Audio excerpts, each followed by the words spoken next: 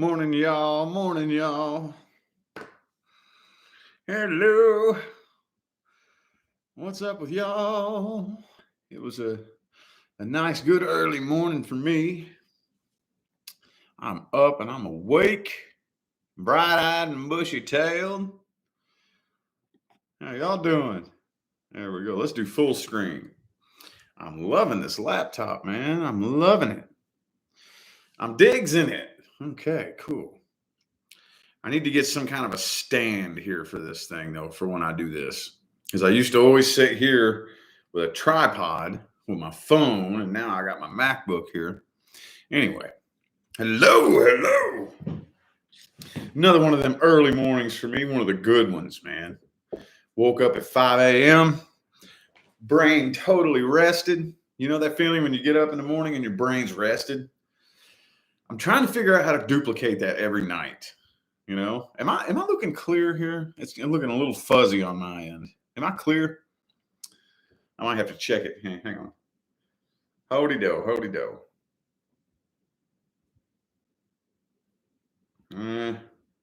Little fuzzy. Oh well. Anyway, I'm trying to figure out how to duplicate that feeling. You know, when you go to sleep at a decent hour. I didn't go to sleep too early or too late. It was probably about 11. I sat there and listened to my little earbuds or whatever and fell asleep maybe between 11 and 12. And then you wake up early in the morning and you just feel rested. You know, I don't like it when that part of my conscious brain wakes up and my body and my brain aren't done resting yet. You know, and then you just, you snap awake and you're like, fuck. But then I don't know how to explain it. There's that part of my brain that wakes me up when the rest of it's not done resting, and it's just like, and then I get up and my eyes are watering, you know, and you're like, and you know, and but then there's like this morning when all of a sudden my eyes pop open and I'm like, boom, feeling good at 5 a.m. It's gonna be a good day, man. I'm trying to figure out how to duplicate that every night. Trying to figure out how to duplicate that same effect every night. Anyway, I got it mapped out so that I'm on here for an hour. And as soon as I get off here in an hour, it's time to go wake up the kids. So maybe we can think of something interesting to talk about. Anyway, anywho, what's up with y'all, man? No, the world's not going to end in a couple of years. The system as we know it is going to end. The system as we know it is going to end. So it depends on your definition of the world. The world that you've known, oh yeah, it's a done dollar. Done dollar, but not bad things. Well, again, it depends. It depends on where you are with your evolution, where you are with your consciousness, and if you're trapped in the third dimension and you're trapped in that old system and you're one of those people that wants things to go back to normal, it might be bad for you. But I really don't think any of you listening to me probably have to worry about that. I don't know. Some of you might. But whenever we get together on here, and we're talking about whenever I go down a rabbit hole and we start digging up some deep concepts that, you know, if you're one of the people that vibes with that, where you are with your consciousness, you'll probably won't have to worry about it.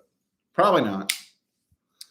Again, it depends on the individual. It depends on where you are spiritually, where you are vibrationally, where you are with your consciousness. And if you're ready, willing, and able to let go of that old third dimensional system and welcome in something new. All right. Hey, that's what we're here to create, man. Anyway, though. Anywho. Going on tours? No, I ain't going on no tours. No, I ain't doing that. I'm not doing that. Sorry, people ask me that all the time. I don't know. Whenever I'm put in a position to maybe speak publicly, I might do that, but I ain't going nowhere. I'll stay here in Vegas in my little shell. In my little shell. Anyway, though, feeling good. Got my coffee going, man. This is one of them perfect mornings. One of them good, perfect mornings.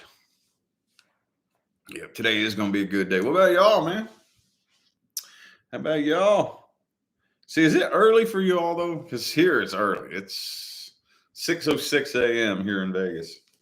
I've been up since 5. I keep forgetting a lot of y'all are on the East Coast, though, aren't you? I got a couple of locals that watch me on this whenever I get on here. Which, for those of you new to this channel, let's go ahead and talk about this channel a little bit. The only reason I ever put this channel in place was to have somewhere to do my personal readings. Okay? Because I used to do them on Facebook, and I used to do them live too. I used to do mini readings live. I would do that like once a week. And then all of a sudden Facebook flagged me and said I couldn't do that no more. And I'm like, you little whores, you little bastards. So I was like, you know what? I bet you I could make another YouTube channel because I don't want to get all that stuff mixed up with my main channel. I did that briefly for a little bit and it made everything real confusing. And I didn't want to get my personal stuff mixed up with my stuff on my main channel. I was like, you know what I'm going to do? Because everybody suggested this to me anyway. Everybody suggested just put your personal readings on YouTube as unlisted YouTube videos. And I didn't really want to do that. I didn't. People always recommended that. And finally, that's what I ended up doing. And then when I found out you can stream live unlisted, oh, it was over. Oh, it's over, dude. It's over because you don't have to, like back in the day before YouTube Live was a big thing, you had to record your video and then you had to upload it and sit, wait, and this and that, and blah, blah, blah. Now, man, you click live, in the stream, bam, it's up there. You ain't got to sit around and wait on it to upload or none of that shit, So then when I found out you could stream live unlisted, that's how I do my readings on this channel. I'll live just like I am right now, but it'll be unlisted. Nobody can see it, Nobody can see it. So then I send it to you like this. So that's why I put this channel up. And it really, really helps. It really helps sometimes whenever I get on here and blab. Helps some people, helps me. Gets me motivated for the day, Oh, you like his channel? Cool. Appreciate it. Yeah, I'll tell you when I stopped doing the one-on-ones, I used to do them on like Skype. And then when the lockdowns and shit happened and the schools closed down and we had the kids at the house all day, every day, and then everything just kind of, my schedule, because we had everything on a real strict schedule and everything started crumbling in and I was late, because I'm not me. Being on time is my OCD. That's my OCD. I'm a real crazy time freak, like whenever you, like even today, when you order a personal reading from me, and this is my rule, I made it for myself. From the minute the payment clears, as long as I have all your information and all the questions and all the sitting and everything, from the minute the payment clears my PayPal account, 24 hours from that minute, and then a lot of times, man, if a bunch of them come in and I have like 2 or 3 of them and it's getting down to the last like 4 or 5 hours, I start getting nervous. I got to go in and I got to bust them out and get them done. You know what I mean? And then like rarely, very rarely, I'll get it to somebody at like say it's due at 8 p.m. from yesterday. And then I'll get it done and I'll hurry up and then it'll be 8 p.m. the next day that I send it to them. That's not very often though that happens. But anyway, I trailed off. Yeah, I used to always do the one-on-ones. And then whenever the lockdowns happened and the kids were at home and everything in our schedule just got piled up on us. And I was like, no, I'm not doing this. It's too much. It's too much because, you got people in different time zones and it just became a big headache. So I said, I'm doing away with that. And I've never brought it back yet. I haven't brought it back. I have been toying around with some ideas though. I've been toying around with some ideas like coaching, manifestation coaching, I've been toying around with that. Like if anybody, because a lot of the people that come to me, for those of you who don't know this, I primarily specialize in manifestation. That's all I ever set out to learn ever. All I ever set out to do was figure out how to manifest a better life for myself. Okay, I'm not going to go tell the whole story. A lot of you have heard it a million times. And I was homeless and whatever. Um, and I ended up, all I wanted to do was learn how to manifest. A few years on my path, when I said to myself, I'm going to manifest a successful business. And I just set off on that path to manifest a successful self-employed business. And I had no idea that it was going to turn out to be me being a tarot card reader. I had no idea. Like, that blew my mind. I knew more than likely that when it really popped off, it was going to be something I wouldn't expect, because that's part of it. When you're manifesting something, that's part of that comes along with the package. But I had no idea it was going to be this. So I'm rolling with it for the first several months. And then I'm like, man, you know what? I don't want to be one of those readers that just sends people around in circles, and I'm not here to bash any readers. I'm not saying that other people are doing it wrong. That's not what I'm saying. But I was like, man, I don't want to just like send people around in circles, around and around and around and around and around. I don't want to do that. I want to be able to bring something to the table that is different, and my knowledge of manifestation and the science behind it is something that not a whole lot of people really truly know how to explain. Even people who are very knowledgeable in vibration and attraction and manifestation, still, I've never seen anybody in the public spotlight break it down and explain it the way I do. So I started feeling a little voice in the back of my head saying, mix that in with your tarot card readings. And at first, for the longest time, I was kind of scared. I was like, no, I don't want to do that. I'm gonna look stupid. None of the other because when I very first decided to put my first tarot card readings on YouTube, I didn't even think anybody would watch it. I had my YouTube channel up and going already, and I had about 900 subscribers at the time. And I'm thinking, man, everybody's going to unsubscribe from this channel. Everybody's going to laugh at me and it's going to be embarrassing, but I could not fight that intuitive calling. It kept getting louder and louder and louder. So I honestly thought I was just going to lose my whole audience of 900. I didn't know that it was going to explode, blow up, and change my life. You know what I mean? And then when that happened, it was kind of the same thing. So I'm not even expecting to be successful in this line of business at all. And then when it turned out to blow up and become successful, then I started hearing the universe, man, my little guides or whatever, start talking about manifestation, start incorporating that in the readings. I'm like, no, how am I going to do that? That'll make me look stupid. Nobody wants to hear that. All they want to hear about is whether or not their ex is coming back, Start putting that in the readings. So I started slowly introducing that into the readings, slowly but surely. And it's to the point now. Sometimes, honestly, sometimes it's better than others, depending on what comes through. But for the very most part, I do the best that I can to plant a little seed in just one reading, to plant one little seed. Sometimes if it comes through, I'll go on a whole big lecture about energy, how it behaves. Basically, if you come to me for a reading, the perspective that I approach it from is, here's what the situation looks like right now. Here's how it was manifested. And if you want to unmanifest this and manifest something totally different, here's how to do it. Anyway, I'm rambling, y'all. I'm babbling. Yeah, it's my guides, man. I can tell. It's my guides. Do y'all remember Tracy? On my journey, on my path, there's a lot of people who came into my life briefly and played really big, important roles. Well, Tracy was one of them. She was during my travels, like I said, my life up until the past couple of years been very unstable. And I did a lot of traveling. I've been to a lot of cities, a lot of places. So at this one point when I was staying with this lady in Ohio for about a month or two, she was a tarot card reader.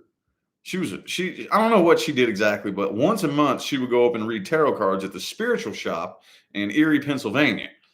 And she would do it I think she said once a month. She would spend all day there and do readings for her clients.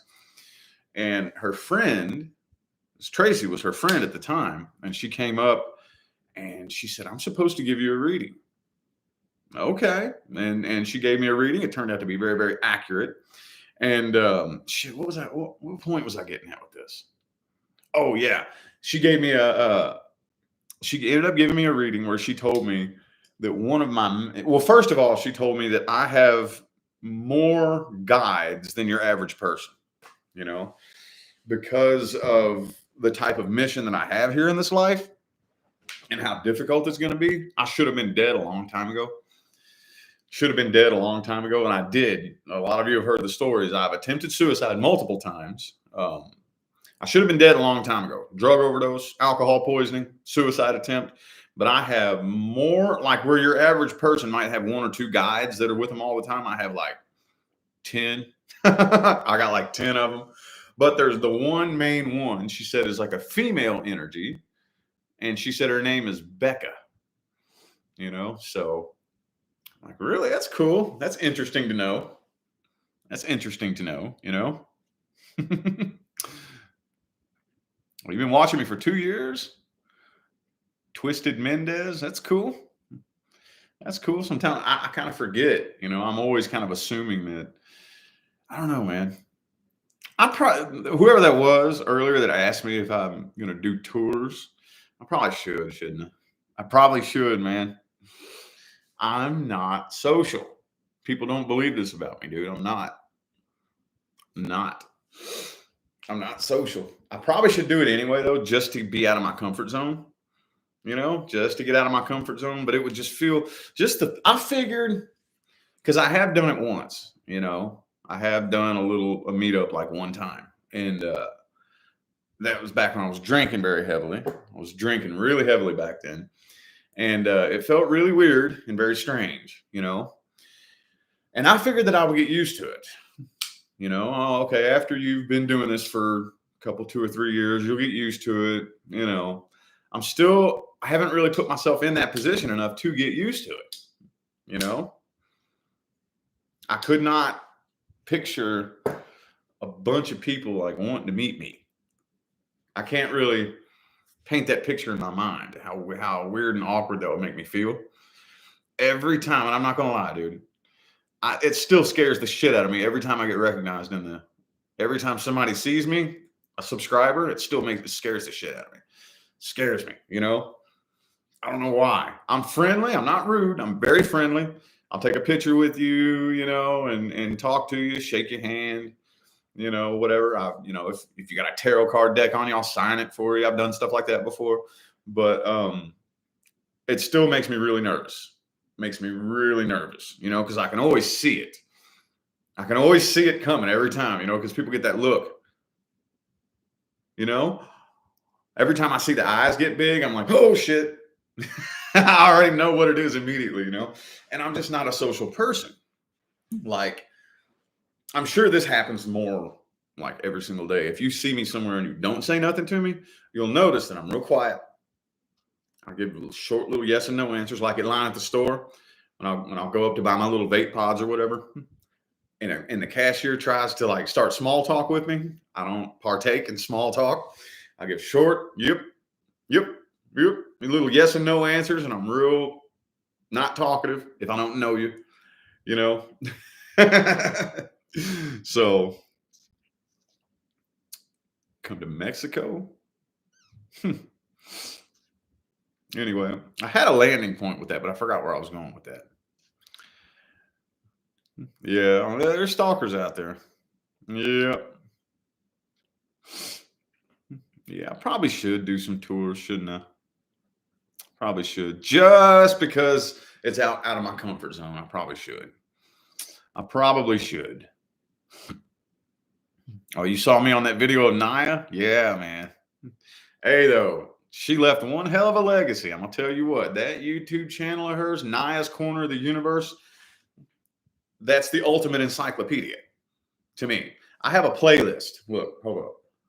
I have a playlist. If you go to my YouTube channel, I have a playlist. It's nothing but Naya videos. And I'll go to sleep to this. I'll put her in my ear and put it on shuffle.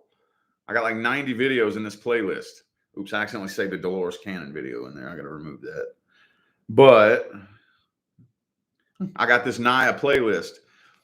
And this is just a little fraction. These videos right here, if you go to her channel, Naya's Corner of the Universe, it is an absolute encyclopedia.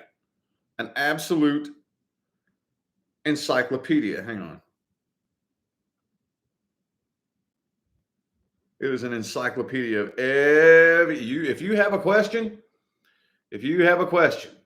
about anything involving spirituality, the other side, the nature of this game of being a human on planet Earth, dude, if you have a question, this YouTube channel is the ultimate library. There's probably close to 1,000 videos on here, 600, 700, 800 videos, something like that. It is an absolute, I cannot think of one question that anybody could possibly ask that's not answered in one of these videos. I mean, that's the ultimate guide right there, in my opinion, you know? And she played one hell of a role. And I can't say that she was like my only inspiration or my biggest inspiration, but at that part on my path, and this was when I had a little teeny weeny YouTube audience. We had this little group of friends called Naya's Family Collective, you know? It was just this little group of friends, and we would make little YouTube videos for each other in this little group. And none of us had a very big audience. I think G-Man had the biggest audience, and he had like 5,000 subscribers. But none of us were popular on YouTube. But we all had our little channels up where we would put up videos to and for each other. And during that little period of time, that was right before my tarot channel popped off, talking to her and listening to the things that she had to say was a huge part in my conceptualization from that point to this point. You know, a huge, big chunk of my understanding and my perception on things was really, really guided by her. Very much so. Very, very much so, you know. And it prepared me. It did prepare me for this period in my life here, you know. So yeah, those were the good old days back then. The channel name is Naya's Corner of the Universe. Naya. Let me see. Can you see that? I don't know how clear that is on here. It looks a little fuzzy on mine. Naya's Corner of the Universe. So anyway. Yep. Encyclopedia, dude. An absolute encyclopedia of anything, you know? Yep. And this right here is next level shit. Next level shit, man. Because she doesn't just explain it. She doesn't explain it from inside the game as if this universe is the only universe. She explains it from way out, like the entire dualistic creation is just one little game. That's the perspective she comes from. Like anybody else, typically that explains things and teaches things, usually they still explain it from within the game, from within the third, fourth, fifth dimension and how this universe functions and operates. And she explains it from outside the game, you know? So it's very, very next level. Very next level. Hang on, I'm gonna open my window. Oh.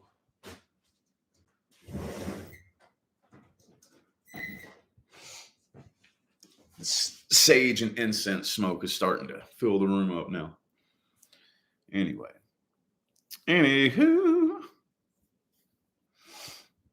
Yeah, this is my job. And you know, the funny thing is too, as far as my real job, my real mission, I accomplish more of that mission doing this than I do on my main tarot channel. I feel like, you know, I mean, a lot more people tune in and watch where I'll get, you know, 30, 40, 50,000 people tune in and watch one of my videos on my other channel. And maybe 1,500 people will watch this video. Maybe anywhere between 700 and 2,000 people will watch this. But I think that I plant more valuable seeds doing this than I do doing my earthly job that I get paid for, So yeah, it's pretty cool. It's pretty neat. How did I meet her? One of the things that I was always really fascinated by was near-death experiences. You know, I always I would just binge watch near-death experiences and listen to everybody's, their take on what happened when they died and came back. And she had an NDE, and I found her through that. It turned out that she wasn't just one of those people that put her near-death experience on YouTube and then left it alone. She actually had a whole channel up,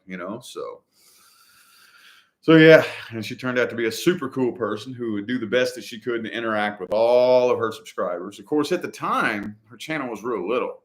At the time that I was watching her, she only had like maybe 200 or 300 people watching her, subscribers, you know what I mean? So it's just really, really grown and taken off here over the past couple of years because I've been sharing her videos like crazy because I've been making it a real strong point to get her message out there because her message is very valuable. Very valuable. So if I have the audience and the ability, I want to make sure that the things that she has to say gets out there, and anybody with eyes to see and ears to hear, who's ascending up to the next dimension, out of the old dimension into the new one, I want to make sure as many people can hear her message as possible, So, yeah, I've died twice too. I've died twice too. Yep, I was revived from my first suicide attempt, and then my second one, the other side wouldn't even let me go, dude. And then at that point, when I lived through that second one, first of all, I got caught and stuck in a mental hospital, and that was just so embarrassing. That was so embarrassing. I'm like, man, living through this is not worth it. It's not worth it. It was so embarrassing, dude. That was humiliating, So, like, surviving that, I have not been suicidal since then. Since I lived through it and survived it, I was like, that is not worth it, man. This shit is not worth it. I just made everything worse than it was.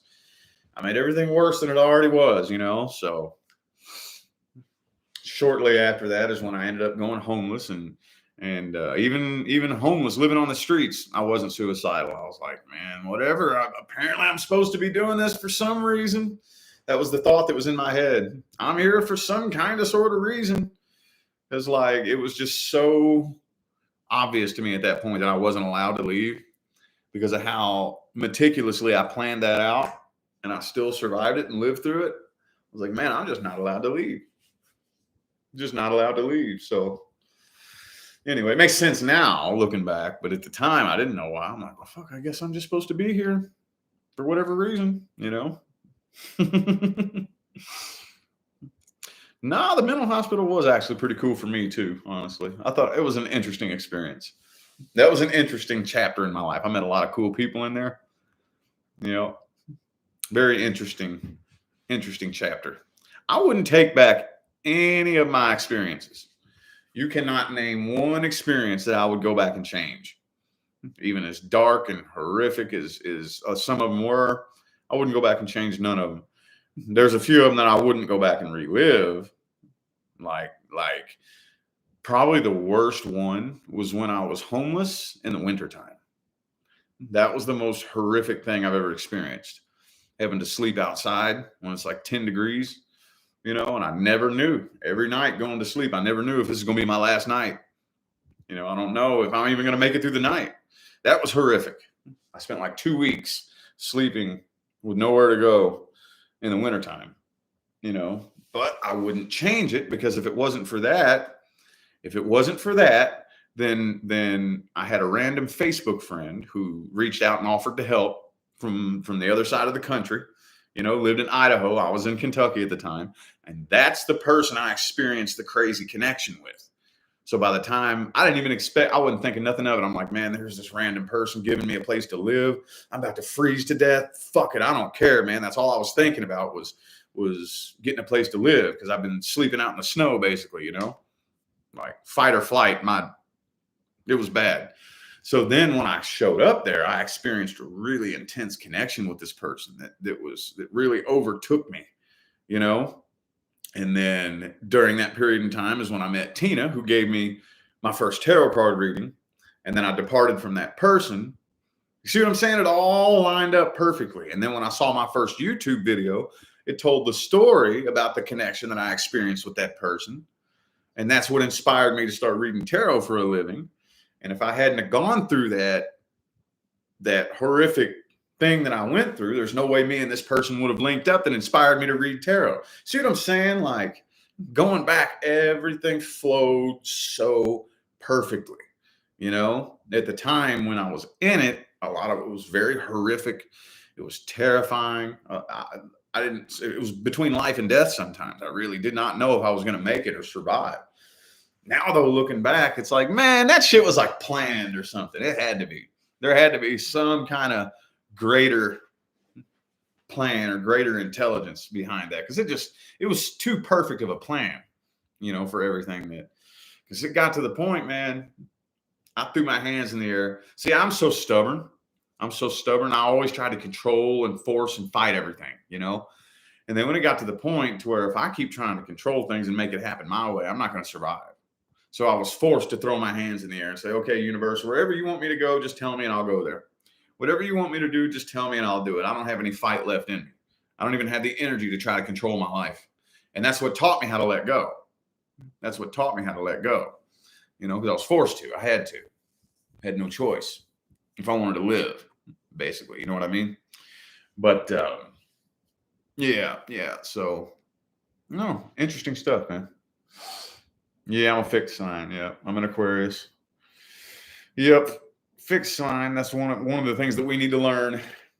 I think from what I've seen and what I've experienced on my path, every sign has challenging things that come along with the energy that we're meant to overcome. Fixed signs need to learn how to be more flexible, you know, more flexible and more open-minded and more open to changing things up. Mutable signs, on the other hand, need to learn how to be more stern. Mutable signs have this horrible thing where they're easily influenced by other people. You know, Pisces, Virgo, Gemini, and Sagittarius can sometimes tend to be very easily influenced by other people. It's real easy to get you to change your mind, you know, and need to learn how to make up. Mutable signs need to learn how to make up their mind, make a decision, and keep it there like a fixed sign, you know. Cardinal signs need to learn how to be more patient and relaxed and not so pushy and persistent. Cardinal signs are so damn pushy and so persistent. Now. No, this is what I want. No, now. Me, now. You know, cardinal signs need to figure out how to sit back, relax, be patient, and let things flow and let things unfold naturally. That's just what I've noticed. One thing that I've picked up on my path. So, and I'm a fixed sign. I'm incredibly fucking stubborn. But I'm not as stubborn as I used to be. I'm still stubborn, but not as bad as I used to be. Not to a fault. I won't be just stubborn just to be stubborn out of ego. You know, stubbornness out of ego, just stubborn to be stubborn. Not like that anymore. If I'm stubborn, you know, there's a reason. If I'm going to be real stubborn and real fixed and you know, you're not fucking changing my mind, it's for an important reason. You know what I mean? So anyway, yeah, it's always, isn't it always, I love being able to look back and be every year, man. Every year I look back and I don't even recognize the me from a year ago. And this has been an ongoing thing every year for the past 6 years now. It's awesome, dude. That's the goal, I think. Mm-hmm. And I like being able to help other people do the same thing. And again, my real job, there's nothing special about me. Okay. There's nothing special about me. At the end of the day, the things that I teach and the coaching techniques that I use, I'm not bringing you any new information. I'm bringing you information that has been around for hundreds of years. But my goal is to be able to explain it in a way that makes it click. The things that I teach and the concepts that I bring to the table are nothing new. You've heard them 10 million times, but you've never heard it explained in a way that makes it stick. That's what my job is, I feel like. Like, for example, you've all heard that saying that if you really want someone to love you, you must first love yourself. How many times you heard that? How many times you heard that? 1 million? 2 million? And it's like every time we hear that, it gets more and more annoying because it doesn't make any fucking sense.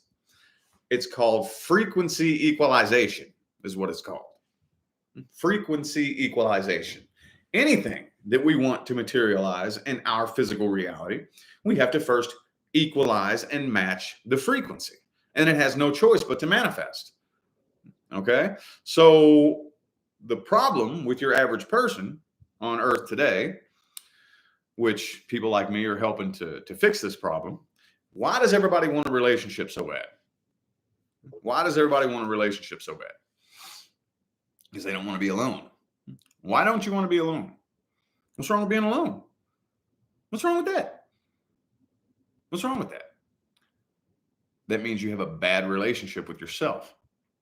You have a bad relationship with yourself. If you have a good relationship with yourself, what's wrong with being alone? What's wrong with being alone? If you really, truly, genuinely love yourself and you have a good relationship with yourself, what's wrong with being alone? What's wrong with that? See what I'm saying? Your average person on planet Earth today has a horrible relationship with themselves, and they don't like being stuck alone with themselves. Okay? So I'm on the frequency of a bad relationship. I'm telling the universe that I'm so unpleasant to be alone with that I don't like being alone with me. So do you think the universe is going to send me somebody who does? Not if I'm casting the frequencies out there that I'm so unpleasant to be alone with that I don't like being alone with myself. The universe is not going to send me somebody that wants to be alone with me and that wants to be with me. See what I'm saying? The universe hands us a mirror image reflection of the frequency that we're on. Okay? That's the way it really works. But we have been so brainwashed and programmed for decades and decades and decades through music, movies, TV, and media to look outside and try to find something in the outside world to fill the void that's in our inside world. We feel lonely. We think that we're supposed to be in a relationship to make the loneliness go away. If we feel stress, we don't know, oh my God, I don't know if my bills are going to get paid. I don't know, oh, am I going to be able to afford gas? I need more money to make that feeling go away. Oh no, more money is not going to make that feeling go away. We've been so conditioned and programmed to look to the outside external reality to find the solution to an inside problem. See what I'm saying? Doesn't work that way. Doesn't work that way. The outside world, when you have a problem in your outside world, it is a reflection. It's a direct reflection of your inside world.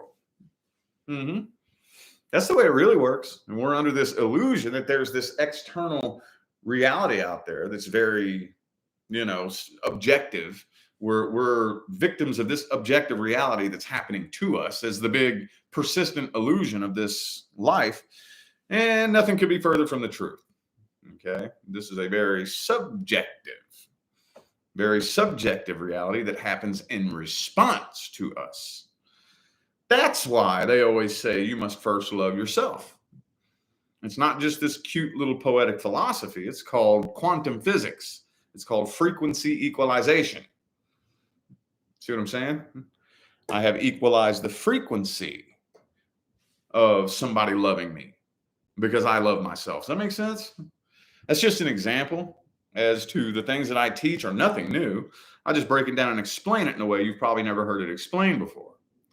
Because that was always my thing on my path. I would go to 10, 20 different people to try to hear their take on things. And everybody would say the same thing. Everybody would say the same thing. You would hear 10 different people say the same thing, in 10 different ways. But then there'd come that one person that said that one thing that made it click. And I'm like, oh, that makes sense. And my goal is to be that guy that says that thing that makes it click, you know? That's all my job really is. At least that's what I feel like my job is. I mean, I'm not saying that it's not more extensive than that. I'm sure it is. Well, I'm sure that it goes a lot more in depth than that. And I just don't realize or remember my plan before incarnation, you know? But anywho. Oh. Do, do, do, do, do. Do, do, do, do, do, do. Oh, yeah. The awakening always begins inside. Absolutely. Absolutely. It's fun. I think it's fun. You know, it's become fun to be able to have this little heart to heart with myself, you know, and be like, all right, well, I got to start working on that, you know, because like I've told you before, anytime something happens, anytime, and I know I always use this example. I say this every single time, but the example is imagine that I'm driving to the store, my tire blows out. I always ask myself, how did I manifest that? How did I manifest that? Why did I manifest that for myself? You know? And most of the time, the answer doesn't come right away. Sometimes it does. But most of the time, whenever something happens, the answer doesn't come right away. But when it does come, it's kind of uncomfortable. It's something that I'm not really wanting to face. It's something I'm not really wanting to think about. But then once okay, well, that's how I manifested that. And then I'll really sit with it. I'll sit with it. You know, whatever it is. Say, for example, like back in the day, like I said, when I used to tell myself, I'm not good enough, you know, I'm not good enough. And I would manifest some like little illness from that, like a toothache or something like that. And I'd be like, how did I manifest that? And the answer would come by telling yourself you're not good enough, you know? And it was just such a habit to say that to myself that I didn't even think about it. I wasn't even thinking about it. I just said that to myself so many times. I'm just not good enough. I'm not good enough. I'm not good enough. And I would say that over and over and over and over and over. And it would start manifesting, not only in my physical reality, but I'd manifest little illnesses, you know, abscess tooth, migraine headaches, you know, stomach ulcer, something like that. And whenever that answer comes to me, because you keep having this thought, you keep having the same toxic thought that you're rolling through your head over and over and over, then it's like, okay, well, let's work on that. Let's work on that. At first, it feels real uncomfortable and weird, you know, and then I start saying to myself, well, I am good enough. I am good enough. And you start reversing that thought train, you know, and you start making a new habit. I think that's so fun, dude. I think it's fun. I love it. Yeah, the guides will always help, won't they? I ain't gonna lie, man. Sometimes I forget. I just had a little chat with my guides this morning, but usually, typically, I kind of forget. I kind of forget to even ask my guides sometimes, you know. I kind of forget. I'm used to them just like being there all the time. And sometimes I need something specific. And I'm like, all right, guides, do it for me. And they do. Oh, yeah, they do. Absolutely. Mm-hmm. Absolutely. They sure do. But whenever you ask your guides for help and they start doing it, don't try to control it. Just roll with it, man. See, that's another thing that I learned a while back is that sometimes I'm afraid. At one point, I think I was talking about this the other day. I got afraid of manifestation on my path because I was at such a low frequency. You know, I was at the rock bottom frequency. And to go from all the way down here at rock bottom to start making my way up the mountain, I was having to do some quantum leaps and timelines. And that can be scary. That can be real scary, dude, to make them quantum leaps. And at one point, I actually took a step back and I said, okay, I'm done. I'm not manifesting nothing else, dude. Every time I manifest something, it comes to me in a bad way. You know, I'll get it. I'll always get what I'm manifesting, but the way I get it is always something bad, something scary, something bad has to happen. You know, I have to have some kind of argument or falling out with somebody that's close to me, or I lose my job, or I end up going homeless for a little bit. It's always something bad, you know? So there for a while, I kind of got scared. I was like, I'm not asking for no more help from the other side. I'm not going to try to manifest nothing because it always comes to me in the worst way. And I had to go through I had to go through that for a while, a period of making quantum leaps in timelines and receiving things in the scariest, most destructive way possible, you know. But sometimes that's just part of the process, and there's not really a whole lot of getting around it, you know. Really, not a whole lot of getting around it. If you want some certain things to change in your life, it's going to require certain people to be pulled out of your life. It's going to require a lot of times you to change your location and get away from the place, you know, and away from the people. And you're going to have a lot of things stripped away from you. And there's no way to outsmart it. You just got to be ready, willing, and able. What I always tell people is, how bad do you want it? How bad do you want it? How bad do you want that change in your life? Because if the discomfort that comes along with the change is worse than what it is that you want to change, what it is you want to change must not be that bad. You know, must not be that bad. Because it's part of it. You can't outsmart it. You can't. Every last one of us has tried to outsmart the universe. Every last one of us. I'd be lying if I said I've never done it. You can't do it, man. If you let it get to the point that I let it get to, which I would recommend not doing, usually we Aquarians always tend to do it that way, don't we? So stubborn and so hard-headed that the universe has to thump us on the back of the head really fucking hard to get us to pop our head out of our ass. I hear more stories from Aquarians like that than anybody else, you know. But then once a real true high vibrational Aquarius, you know, they get to that high vibration and they pop their head out of their ass, then they're incredibly, incredibly wise people who are very, you know, of service to humanity and have a lot to offer. But a lot of us low vibrational Aquarians, when we're in that low vibration of being stubborn and stuck in your ways and whatnot, the universe got to thump your ass on the back of the head real hard to get you to open your eyes, you know? Yep. Well, I didn't want to scare nobody off. You know, like, keep your manifestations to a minimum. I don't want to scare nobody off. You just need to be like, for me, I wasn't. Here's another thing that I do. Okay. I didn't know that. You know, whenever I was on my path and I was looking to other people for guidance, and I would listen to my favorite YouTubers and public figures, you know, nobody talked about that part. You know, nobody would talk about some of the scary things that go along with it. Nobody would talk about, you know, because they're afraid of making their audience mad. They're afraid. They just people pleasers, you know. So I had to learn it the hard way. So I always vowed to myself, you know what?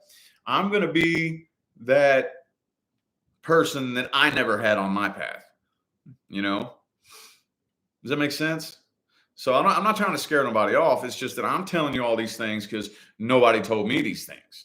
If I would have been more prepared, it probably wouldn't have taken me by surprise so much, you know. But it's part of the journey that nobody else likes to talk about. So I always want to be the one that talks about the things that nobody else does, so that you can, you know, be more prepared. Okay, I'm going to manifest something. I need to be ready at any given time. When I feel the universe pulling something away from me, I need to be ready and willing and able to let go of it.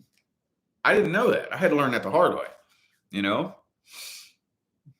I had to learn that shit the hard way. So yeah, I'm not trying to scare nobody off and tell you to keep your manifestations to a minimum. Don't do that. Just go into it knowing that if you want to manifest something huge, like something big and life-changing, you know, like a completely different way of life, the majority of the things that we're wanting to manifest, the majority of the things are life-changing, completely life-changing. You know, that perfect, successful relationship with your life partner. Do you know how different that is?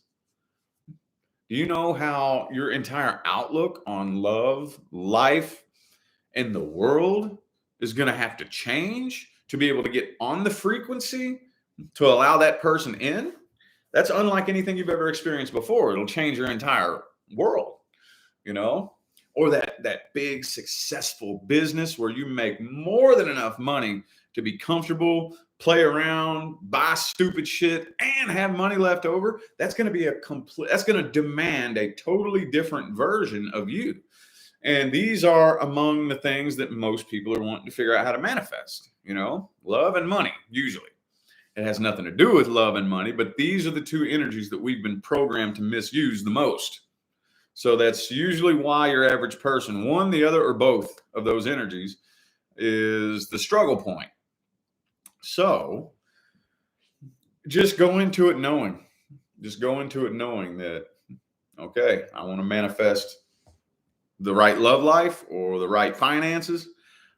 Just know the universe is going to have to take you completely away from people, places, and situations that are on that old frequency. I'm not telling you to cut everybody out of your life.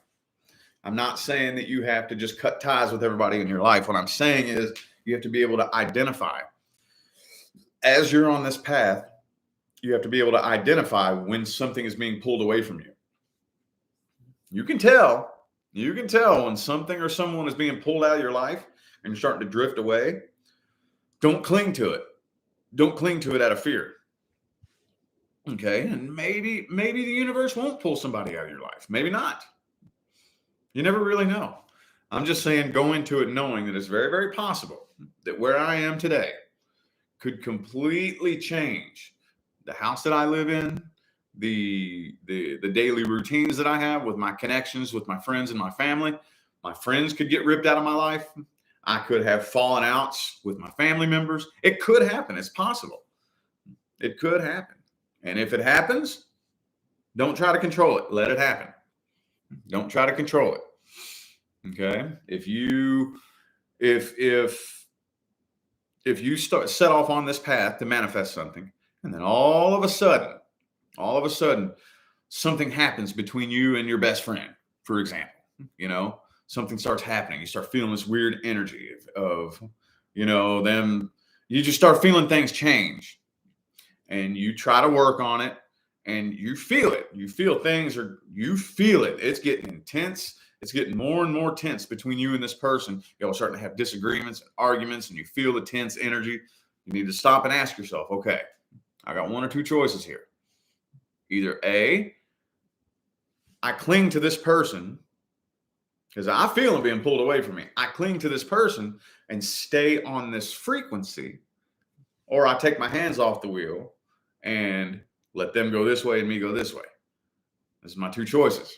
If you try, okay, I'm going to try to work things out with you, but I'm not sacrificing my path. Oh, hell no, I'm not sacrificing my path. So I'll do the best that I can to see if you can join me on the path. But if you keep fighting against me and I feel like I'm backsliding, fighting a losing battle, I'm letting go of you. Bye. And it's hard to do. What are they going to go off and say? What if they think this, or what if they go tell everybody that? As long as you keep going up that path, up the mountain, who cares what they go off and say?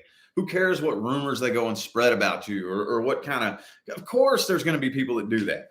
One of these days, you will be at the top of that mountain and everybody will see the truth. Don't waste your time trying to explain nothing to nobody. Don't waste your time trying to prove your point. Okay? Explain yourself one time and that's it. Don't try to convince anybody. Don't try to fight to prove a point. Explain yourself one time and that's it. Okay? Let them go think whatever they want, say whatever they want. One of these days, the truth will speak for itself. That's the thing about the path, man, that's hard. That's the thing about the path that's hard, getting up out of that old frequency. I always use the crab theory.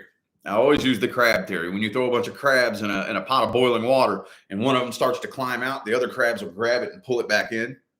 Same thing with raising frequencies. When you go from the frequency that you're on and you start making your way up the mountain, everybody will desperately try to throw shit at you and drag you and pull you back down, and you can't let it happen. You can't let it happen. And the truth will always end up speaking for itself later on.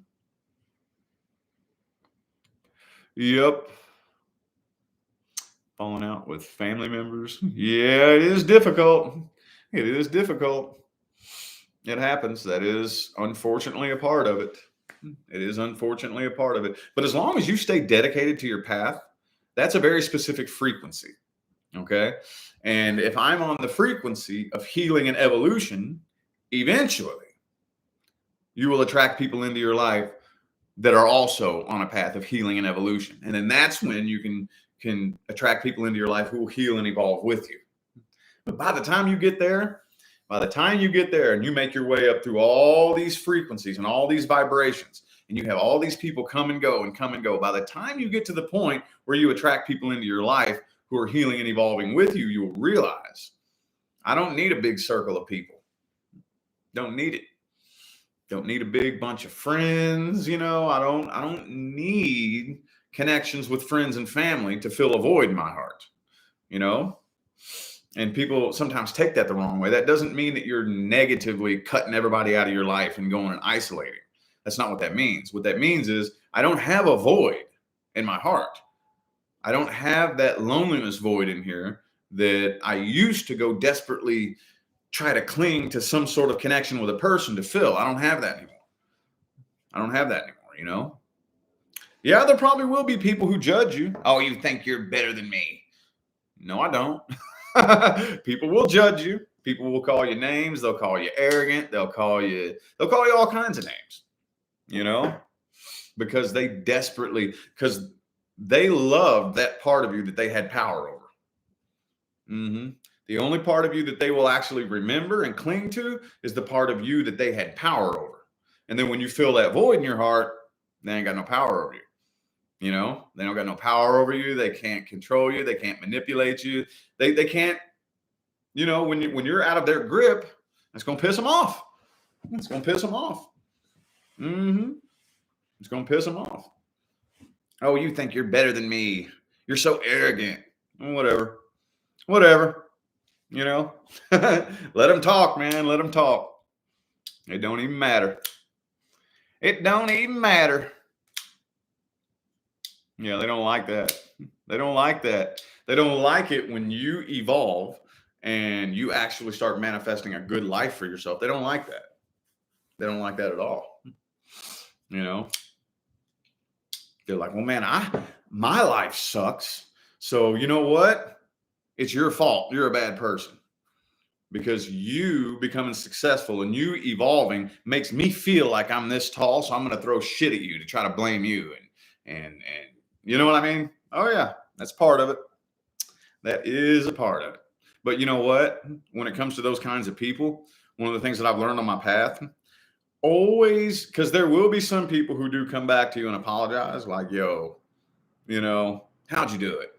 Don't say I told you so. Don't rub it in their face. That's the hard part, because the ego wants to throw it in their face and shit, and we can't do that. When you begin healing yourself, you will inspire others to do the same. And then when they come to you for guidance and support, which they will, give it to them. Give it to them. At the end of the day, it's not worth it's because if we don't do it that way, if we just, be bitter and spiteful and hateful and angry, then we're no better than they are, no better than they are. Man, this hour done flew by. It's about time for me to get up out of here. About time for me to get out of here, y'all. I got to go wake the kiddos up and get this day started. So I greatly appreciate all you that tuned in and played along, listening to me blab and run my mouth this morning. Got to go get the kiddos up and get this day started. And yeah, I'm starting on the November extended readings. So keep your eyes peeled for, hopefully I'd like to get a big old bunch of them done today, but I can't promise anything. I have no idea what's going on. But anyway, I'm out of here. Y'all enjoy the rest of your day.